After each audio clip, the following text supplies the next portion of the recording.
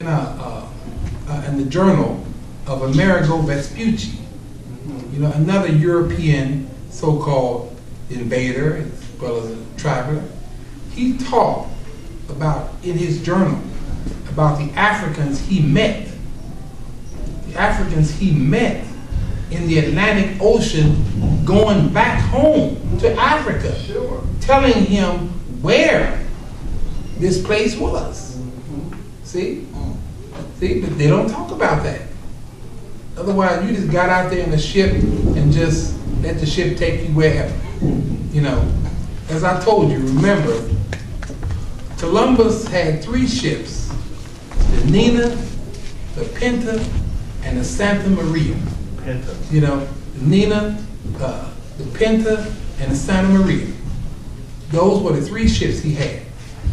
He named his ship the Pinta because Pedro Alonso Nina, an African from the Sierra Leone, Columbus sailed down the west coast of Africa and picked him up because he was the world's most famous sea navigator at that particular time in the world. So that's why he named the ship after him. But they never told us that. They wanted us to believe Africa was nothing but savages. You didn't know anything about maritime science, about how to navigate the ocean. But they figured that it's just something, he just named the ships, the Nina. It wasn't named behind anybody. You can read about this in I can't think of the author's name, but he wrote about that. I can't think about it right now. But he wrote about this, about when he talked about European holidays, about the history of European holidays. No. So he just died a couple years or so ago. He wrote about the European and the people he met along the way. Pedro Alonso Nina, the African he met in the Atlantic. Okay? Now turn to the next page. Now this is something else. The Shang. The Shang was given the name, was that the Naki, the black key man under this black dynasty. The Chinese established the basic forms of a graceful calligraphy that has lasted to this present day. This first Chinese emperor, the legendary Fu Si, 2953, 2838 BC, was a woolly-haired black man. Remember I said, you look at the nose and you look at the lips. Remember, the nose and the lips are always the distinguishing characteristics of African people. This is why Europeans, when they came into Egypt, this is why they knocked the nose off any of the pharaoh statues, so anybody who would look at it, figure, well, I see the statue, but I don't know, was he black or was he white? See, white people knew what they were doing when they knocked the nose and the lips off. When they knocked the nose and the lips off of Haramaki, what the Greeks called the Sphinx. They did all of this, so you would never know that these were black people who built these statues and monuments. So therefore, I will never have to give you any credit. Now look at the second one there.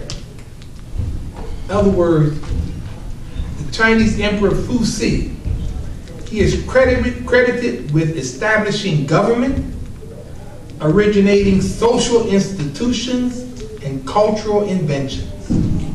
He is said to have originated the I Ching, or the Book of Change, which is the oldest, most revered system of prophecy. It is known to have been influenced the most distinguished philosophers of Chinese thought. Shang Dynasty in China. Look at that picture. Do you see where this cat is holding a human being in his arms? black African in his arms? Do you see the child he's holding? Did you see the child?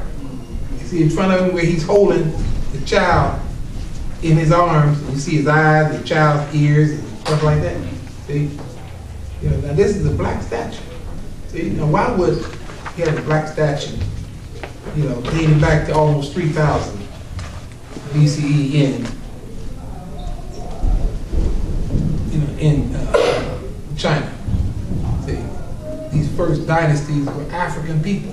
This is why I say we are omni people. Omni means everywhere. It's fine if black people say, but I'm an African American. But when you say that, you are only limiting yourself to Africa and America. Remember the paper I gave you, Black History is World History. That black people, we are omni people. Everywhere is our home. Whether you're in Asia, in Europe, in South America, in the Caribbean, you know, in North America, we are omni people. We are everywhere. The European hasn't been anywhere on this planet where he has not found the fossilized skeletal remains of African people who had been there previously 10,000 years before he ever stepped foot in that part of the world. I remember you showed this film about how Africans went all over the world during prehistoric times, Homo erectus. Then the continents were connected. I see what you're saying. Yeah, the continents were connected. See, so through earthquakes and what have you, it starts to break apart. So by the climate changing, the land breaking off, the ice age, and whatnot, all these different races began to occur at that point. At that time where you happen to be in the world, and by being there over thousands of years, your look started to change. I got you. Based on the environment, based on the climate, the environment. So it could be a possibility that the Native Americans did cross Bering Strait.